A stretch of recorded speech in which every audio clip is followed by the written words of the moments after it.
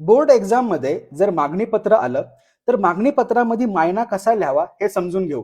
आता तुम्ही काय करता, फक्त मागणी करता आणि डायरेक्टली असा टेबल काढता. अशी चूक अजिबात करू नका, याला आउट ऑफ मार्क नाही मिळणार. कारण आपल्याला आपण पत्र का लिहितोय त्यासाठी कारण लिहिणं खूप जास्त गरजेचं आहे आणि तेच आपल्या पत्राचा काय असणार आहे, मायना असणार आहे.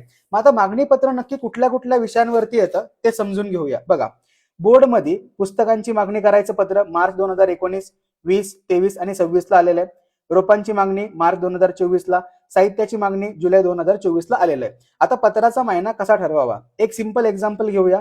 रोपांची मागणी करायची, मग डोक्यामध्ये कार्यक्रम ठेवायचा की शाळेची सुरुवात म्हणजेच अभ्यासक्रमाची सुरुवात आपण वृक्षारोपणाने करतोय. मग वृक्षारोपण का करतोय त्याचं कारण लिहायला शिका.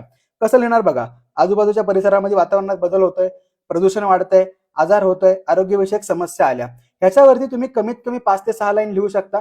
म्हणजे वृक्षारोपणाचं कारण आलं.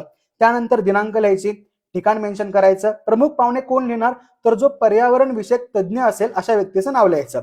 आणि हा उपक्रम कशासाठी असणार आहे, तर जनजागृती करणारा उपक्रम असणार आहे. आणि शेवटला आभार आणि कृतज्ञता व्यक्त करायची. आता नीट लक्षात ठेवा, मुद्दे ठरवताना आपल्या शाळेमध्ये किंवा आसपासच्या भागामध्ये हा कार्यक्रम होतोय असं इमॅजिन करा आणि मग मुद्दे ठरवा. सिंपल आहे का नाही? जर मुद्दे आपल्याकडे असतील तर आपण असा महिना सहज लिहू शकतो. त्यामुळे मुद्दे विचार करणं सगळ्यात जास्त महत्वाचं आहे. अजून एक बघूया, म्हणजे अजून टॉपिक जास्त क्लिअर होऊन जाईल. पुस्तकांची मागणी.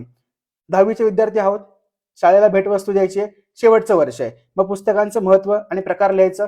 शाळेबद्दल प्रेम होतं, त्यानंतर भविष्यातील मुलांना आम्हाला एक भेट द्यायची, त्यामुळे आम्ही पुस्तकं देत आहोत. मग विविध लेखकांची पुस्तकांची यादी करून लिहून मोकळं व्हायचं. पण पत्राचं कारण लिहिणं तितकंच जास्त महत्वाचं असेल. आणि सगळ्यात महत्वाची गोष्ट, आउट ऑफ मार्क पाहिजे असतील तर आपले मुद्दे वास्तव पाहिजेत, जेणेकरून आपलं पत्र जास्त आकर्षक होऊन जाईल. आणि इमॅजिनेशन कसं करणार बघा, आजूबाजूला ज्या घटना आणि कार्यक्रम होतात ना ते आठवायचे, त्यांची रूपरेषा समजून घ्यायची आणि त्यांनाच मुद्दे म्हणून लिहायचं. म्हणजे आपलं पत्र काय वाटेल, वास्तव वाटेल. आणि जेणेकरून तुम्ही बोर्ड एक्झाम मध्ये असं पत्र लिहू शकता आणि आउट ऑफ मार्क मिळवू शकता.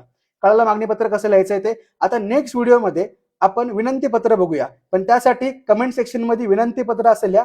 नेक्स्ट व्हिडिओमध्ये सगळे टॉपिक डिस्कस करूया. समजलं हे? व्यवस्थित अभ्यास करा. Bye bye, all the best.